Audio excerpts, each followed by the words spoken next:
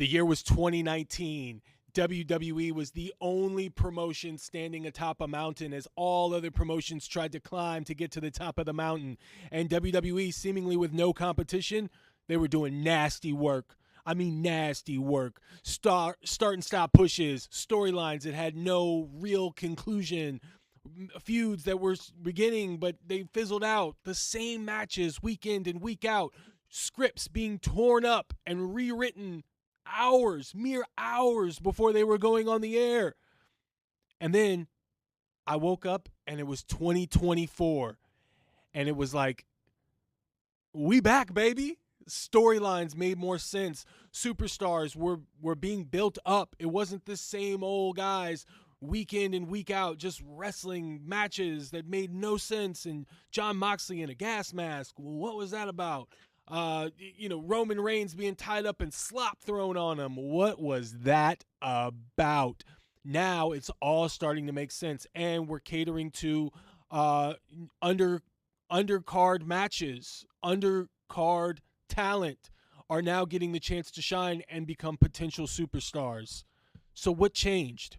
Well, I'm here to talk about that. I'm here to theorize a little bit about what might have happened, because although The Rock said wrestling is cool again, and I really don't think wrestling is cool again, it certainly is fun again. And that's all that matters. When you build moments in today's society where moments can last within nanoseconds and you're looking at 15-minute clips, 10-second clips, it's fleeting. Fast food memories, fast food thoughts. Triple H with the WWE is attempting to grab our memories, hold on for dear life, and give us something that we can tell our children, hey, I remember when Roman Reigns was the head of the table and there was a man. His name was Cody. You know what I'm saying? It's like those are the things that we will look back on in time and we will have a lasting memory about it. So why is this happening and why is it taking so long to get to this point? I grew up a WWF fan at the time. I was programmed by the way the WWF did storylines. All resources and all writing and creative was essentially put into the top 2 to 3 matches for a pay-per-view. And I only got 4 pay-per-views a year when I first started watching the WWF. It was the Royal Rumble, WrestleMania, SummerSlam, and Survivor Series. So you got very slow build. They took their time, and things mattered. Things like winning matches, things like storyline development. But at the time, and as the 90s progressed, I noticed as I was reading dirt sheets, Pro Wrestling Illustrated, holler at your boy, thank you for introducing me. I would go into the magazine aisles at grocery stores, and I would tell my mom I wanted all the wrestling magazines, and PWI, they were cheaper than WWF Magazine. That's real talk, Vic Venom. I'm sorry, dog. So we would get PWI, and I would see all in the magazines. I would see all of these different storylines and different promotions and independent wrestling and whatnot. And it got me thinking, like, where did that go and why did it disappear? You know, what we're watching the WWE right now do is they're investing in some way, with storylines in a way that I kind of like how they're mattering today. And I just want to talk about that for a second because I'm wondering if it's the resources that they have where we're seeing these storylines have threads within them that make sense and hopefully have positive and thoughtful conclusions, which has been so hard in professional wrestling. I remember Paul Bearer coming back out of nowhere and saying, "Oh, Undertaker, you're my son, and Kane is your brother." I mean, and that was it. You know, Mae Young giving birth to a hand, Triple H having sexual relations with a corpse. Like, I mean, all of this stuff, dude, it just didn't make any sense. It was just like they were throwing stuff out there, and it was like fast food television with the storylines. But it got people talking because nobody ever seen any crazy shit like that ever before. And so this was the first time they were seeing it, and it was like, oh, this is something to talk about. Imagine teenage kids going to school the next day and talking about it. I know I did, you know? So now, though, what you're seeing is you're seeing episodic television in the way of like a television series where it's thoughtful, it's provocative, it's suspenseful, it's entertaining, and it's filled with that emotional investment that gets you hooked from the beginning of the storyline all the way through. And I want to talk about that because I don't remember the last time we have seen general interest in the opening match all the way to the main event for a pay-per-view card or a PLE. And considering we're in the Paul Levesque era, I suppose we should talk about PLEs.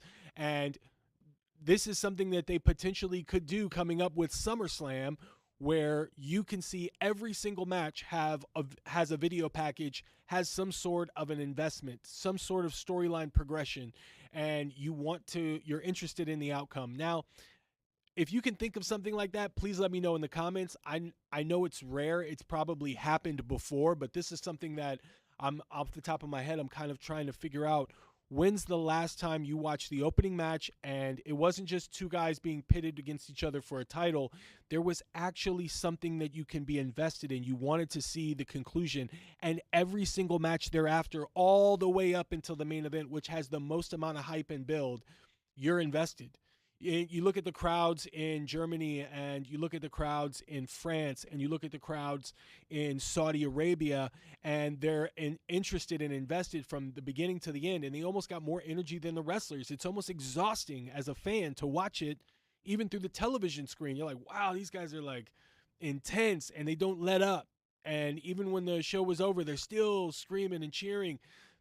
I believe that the WWE is programming a new way of investing in the superstars and in the matches to where you are like that from the beginning to the end, training the crowd to give reactions from the beginning to the end, get their money's worth, but also present their energy to the ring and to the performers, which in turn gives you better matches and better performances. So I see programs like Chad Gable and Otis, Karrion Kross, Xavier Woods, Sheamus, Ludwig Kaiser, Cody Rhodes and AJ Styles, Andrade and Santos Escobar, Braun Breaker, Ricochet, Ilya Dragunov, Braun Strowman and the Judgment Day, Liv Morgan, Rhea Ripley, Dominic Mysterio, and Drew McIntyre and CM Punk. Look at all of that. I mean, if you generate a SummerSlam with those matches, every match on that card has stakes and has a story. And I'm not aware of a period in time in wrestling history where an event has that many stories going into it. I mean, it's got to be rare. And if you can come up with it, please let me know in the comments, because I'm racking my brain trying to come up with it. Off the top of my head, I think it was like Spring Stampede 94. Might have been a couple of more recent events, here and there. I mean, recently, WrestleMania 40. WrestleMania 40, there were a lot of matches that had those stakes. And I believe that's where the idea was presented in my brain, where it's something that I feel the WWE is going towards. And I wonder how we're gonna see that. I mean, because you got a bunch of writers that are at the time were sitting around doing nothing. They were dog tired writing day in and day out, and then Vince McMahon would show up like, God damn it, pal, and he would just rip scripts up, like, I mean, legitimately just come in and be like, you know what I'm saying? And then boom. And then now they got to scramble to write within seconds. It's like, nowadays you get a chance for Triple H to grab a head writer, have a team, and them just work on Chad Gable and Otis. Just go and work on Ilya Dragunov, Ricochet, and Braun Breaker. And then Triple H, Bruce Pritchard, and whoever else can huddle around and say, we're going to work on Cody Rhodes and AJ Styles, or we're going to work on CM Punk and Drew McIntyre. We're going to include the wrestlers, and we're going to come up with a way for this to all make sense and have a logical conclusion. And I believe that is something that is missing in professional wrestling now. And I'm talking about just something that you can talk about the next day, which I feel like has been missing for a very long time. And I don't believe it's just the WWE. I believe AEW has that opportunity as well. AEW has a gift. They can put on dream match pay-per-views every month if they want to. They can put together they have some of the best talent in professional wrestling, new and old. And all they're missing is just that little investment just to get people to give a fuck about what they're doing, And I feel like as a casual fan, look, I've been programmed by the WWF. I said that from the beginning. but I have an eclectic palette for professional wrestling. I have been introduced through tape trading in the early 90s, late 90s, and in the early aughts with independent wrestling and the internet and the advent of like being able to search up matches on the fly and check shit out.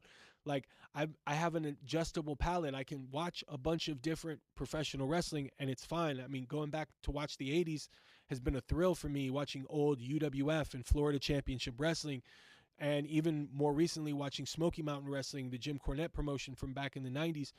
Those have been those allow me to look at it and find threads and go like, oh, I see, that's why these angles and storylines, that's where they were birthed around that time and even before that, you know. So because of that, I feel like there are a small niche audience that just want great matches because that's where they grew up watching independent wrestling. And then there are other people that just want a great story because they grew up watching the WWE/WWF. And I understand that tribalism has split people to where they can't enjoy both and they can't just enjoy the fun of it all. I grew up Monday Nitro and Monday Night Raw. I was watching, sometimes at the same time. Sometimes I was taping.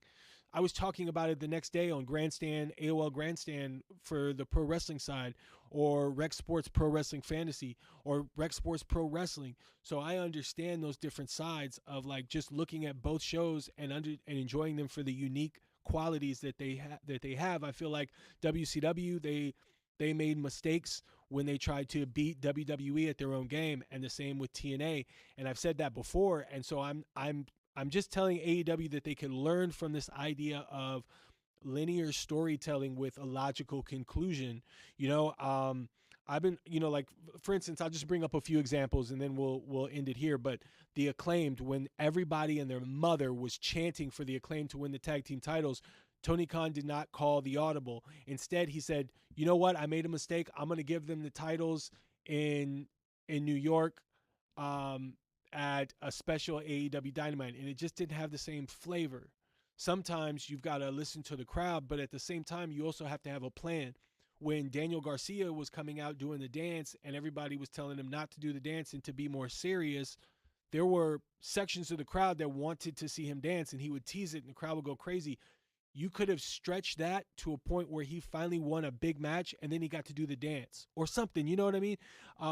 Another one is Don Callis holding Will Ospreay's contract. I always thought that was because he came in as a face, Will Ospreay did, but he was aligned with Don Callis. And I'm like, how are they going to make sense of this? I'm very interested. And they never really did. They never really showed why he was with Don Callis. And I always thought it would be interesting if Don Callis was holding a contract over Will Ospreay's head saying, I brought you here to make big bucks with a contract that I got you from New Japan Pro Wrestling. You need to do what I want you to do. Now, how much better of a story would it have been if he was forcing Will Ospreay to do tiger drivers on wrestlers, forcing him and saying, if not, I'm going to rip your contract up. You're going to go home and you're not going to be able to feed your wife and kids.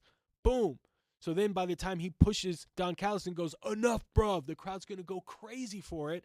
And you've got a ready-made feud with Will Ospreay and his stable. I know that's old school WWF thinking or whatever, but it's something that gets us emotionally invested. And so anyways, with the WWE, I really like the way that they're doing this, where they're not just throwing together an undercard of performers with big spots to get the crowd interested until the main event where they explode.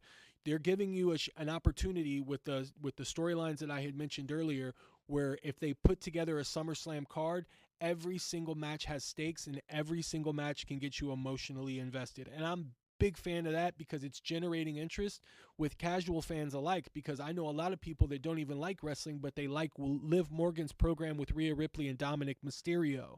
They like it. Otis and Chad Gable is generating interest. Those are all undercard matches, not even building up to the main event. And it's very old school, and I like it. And I like Triple H's idea of having patience.